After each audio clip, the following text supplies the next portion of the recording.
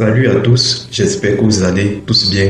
On se retrouve dans une nouvelle review de la série La Patrona, série Novelas qui passe sur Novelas TV. Dans cette review, on va passer les épisodes 47 et 48 qui s'est arrêté au moment où Veronica a découvert la maîtresse d'Alejandro. En effet, elle a découvert que la maîtresse d'Alejandro, c'est Patricia. Avant même de parler de ces épisodes, on va commencer par parler des deux personnages et je vais commencer par parler d'Alejandro. Déjà, je ne comprends pas pourquoi Alejandro fait partie de la liste. Parce que moi, à ce que je sache, ce n'est pas une mauvaise personne. Il s'est juste laissé manipuler par des vrais ennemis. Et pour moi, il ne fait vraiment pas partie de ceux qui doivent être dans la liste. C'est la même remarque que Constanza, la mère de Ricardo, a fait part à Veronica. Même chose pour Patricia. Mais Patricia, on va reparler juste après. Alejandro, qui est juste bouleversé. Du coup, il s'est entraîné dans la relation avec Patricia. Une relation bien sûr qui a fait du mal à Ricardo et aussi le fait d'être infidèle avec sa femme Irène, même s'il ne l'aime pas. Ce n'est pas non plus une raison pour la tromper.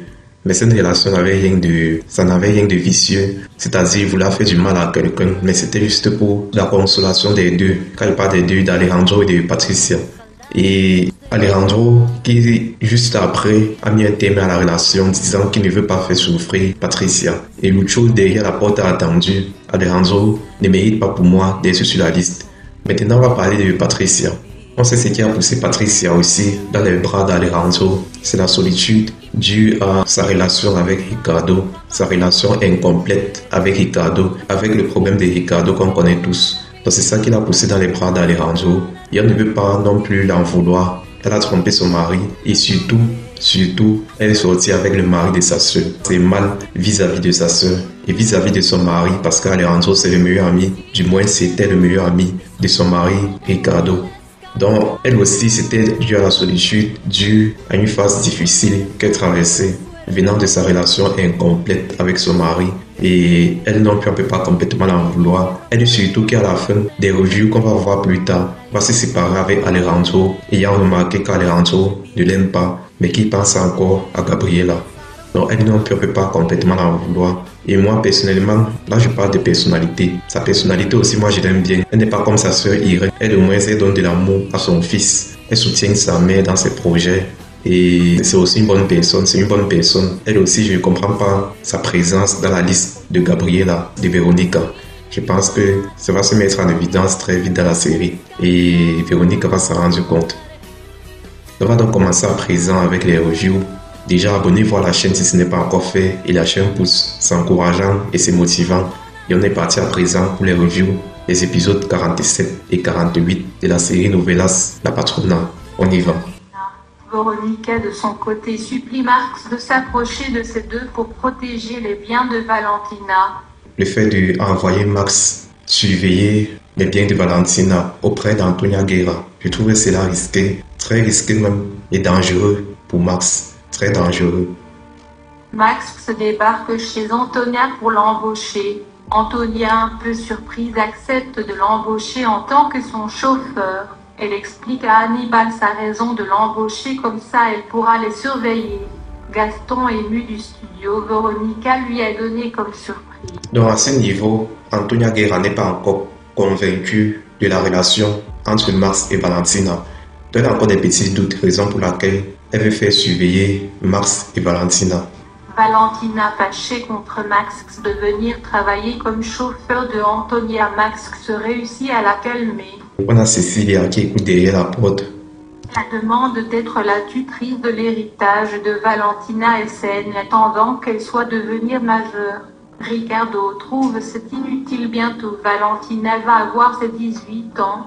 Irène de retour à la maison annonçant sa rupture avec Ricardo. Irène dit à sa mère c'est Alberto son amoureux. La dispute entre ces trois, Patricia leur demande de se mêler de leurs affaires qu'elle est libre de. Alejandro entend sa mère raconter à Hannibal David doit réussir à séduire Valentina avant d'atteindre l'âge majorité, sinon cette dernière va quitter la maison.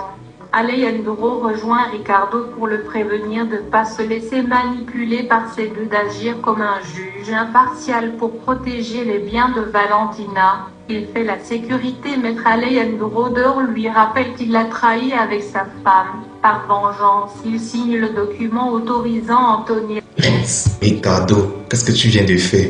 Comme j'ai dit, Alejandro c'est une bonne personne. Il voulait protéger l'héritage de sa demi-sœur Valentina. Mais Ricardo, juste par colère du fait que Alejandro est rompu avec Patricia, il se met à signer les documents autorisant la tutelle d'Antonia Guerra sur la fortune de Valentina. Donc c'est Antonia Guerra qui va se charger de sa fortune que sa grand-mère a laissée en attendant que Valentina soit majeure, donc en attendant qu'elle ait ses 18 ans. Contre la tutrice de l'héritage de Valentina jusqu'à ses 18 ans, Veronica, inquiète à l'idée, Antonia obtient ce qu'elle veut, qu'elle est capable de tuer cette jeune femme pour garder l'héritage. Alejandro suspecte Max accepte ce travail pour être près de Valentina. Max lui fait comprendre qu'il veut juste gagner de l'argent. Il évite d'autres questions et il quitte les lieux. Alejandro rentre pour confronter sa mère d'avoir autant d'affection Valentina d'un coup alors qu'elle la supporte pas auparavant. Prudencia discute avec Veronica. Elle dénigre Gabriela comme une provocatrice que si elle aurait l'occasion d'aller témoigner contre cette garce, elle l'aurait fait sans hésiter. Lucho raconte à Gaston l'aventure d'Alex. J'ai envie de dire, Prudencia s'est mis dans le mauvais camp en parlant comme ça de Gabriela Suarez devant Veronica. Veronica était en train de la jauger sur est-ce qu'elle est vraiment parmi ceux qui l'ont fait du mal.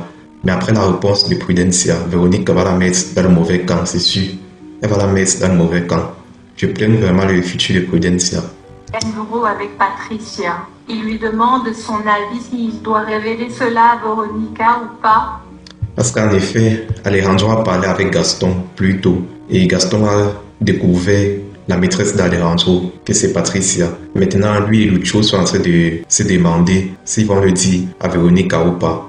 Apporte des cadeaux à Valentina. Lucho s'amuse avec lui Lucecita.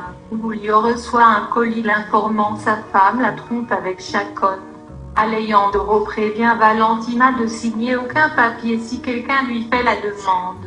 Antonia débarque au club reprochant à Prudencia déposer sa candidature derrière son dos. Elle lui demande pourquoi vouloir prendre sa place. Et là, une guerre va éclater entre Prudencia et Antonia Guerra. Comment est-ce qu'elle va défendre son titre? Comment est-ce qu'elle va défendre sa candidature devant Antonia Guerra? Ça serait là la rébellion de Prudencia face à Antonia Guerra. Ça serait très intéressant. On va continuer. Antonia débarque au club reprochant à Prudencia déposer sa candidature derrière son dos. Elle lui demande pourquoi vouloir prendre sa place. Patricia lui rappelle ce sont des élections démocratiques, que tout le monde est libre de faire ce qu'elle veut. Antonia leur demande avec quelle permission qu'elle était la présidente de ce club. Prudencia avoue de faire son choix seule, qu'elle a besoin la permission de personne. Veronica sourit de les voir disputer. Veronica qui sourit de les voir disputer, c'était un de ses plans. La station de radio offerte par Veronica, il déclare personne va l'arrêter. Cette radio est consacrée pour parler de la vérité et dénoncer l'injustice sous toute forme et démasquer les imposteurs. Chacun est furieux.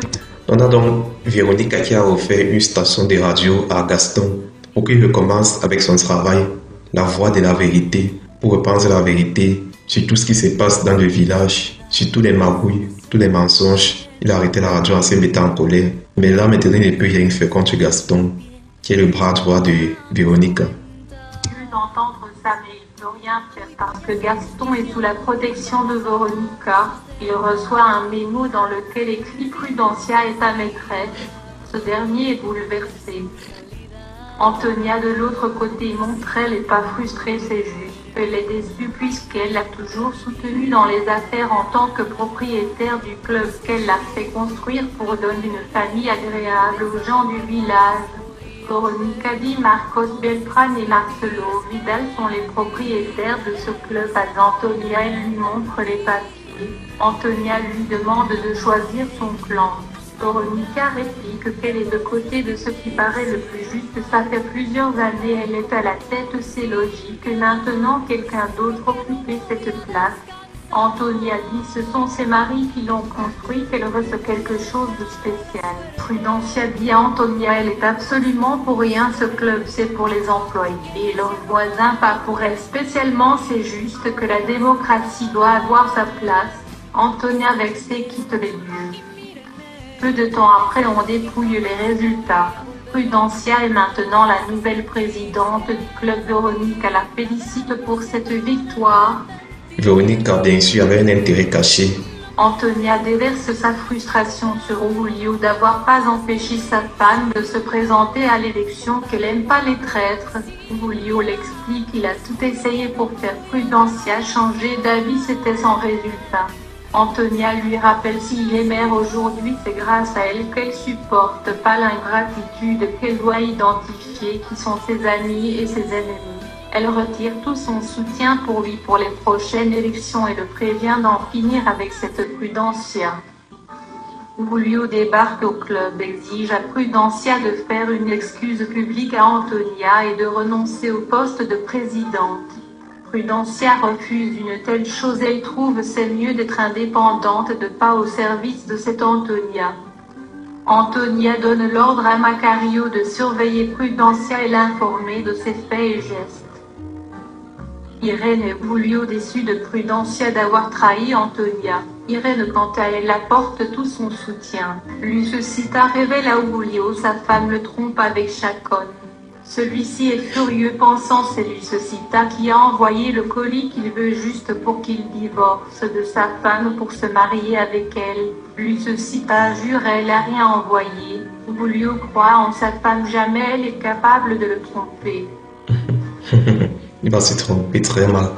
Il va se tromper très mal.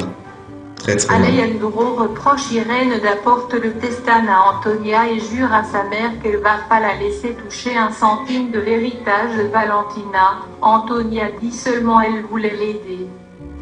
Antonia a failli surprendre Valentina avec Marx. Heureusement, Cecilia est arrivée à temps pour les prévenir.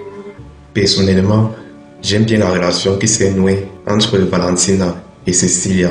Cecilia qui l'informe surtout.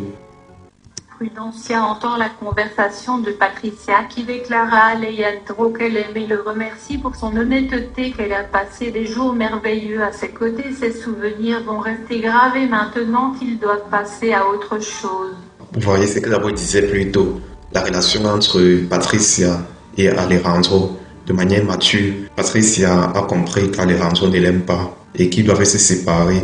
Chacun doit prendre sa route. On verra au fur et à mesure. Suivons juste attentivement. On y va. La nouvelle circule. Prudencia et la maîtresse de Chacon. Ces deux discutent comment résoudre ce problème. Ces deux s'embrassent. Julio les surprend ensemble. Il déclare qu'il va les tuer. Alejandro qui fait des adieux à Irène devant sa maison. Il lui fait un bisou d'adieu sur la bouche. Véronica dans sa voiture les observe. Comment est-ce que ça va se passer pour Alejandro et surtout pour Patricia? Elle dit qu'il s'était plutôt un peu bien entendu avec Patricia au club. Face à cette relation déjà achevée et surtout, comment est-ce qu'elle va réagir face à Alejandro et face à Patricia? Comment est-ce que ça va se passer? On verra au fur et à mesure. Donc merci à vous d'avoir suivi entièrement. Si vous avez aimé, n'hésitez pas, abonnez-vous et lâchez un gros pouce. C'est très encourageant et c'est très motivant pour continuer. Donc on se retrouve donc très bientôt. Prenez soin de vous, c'est le plus important. Au revoir.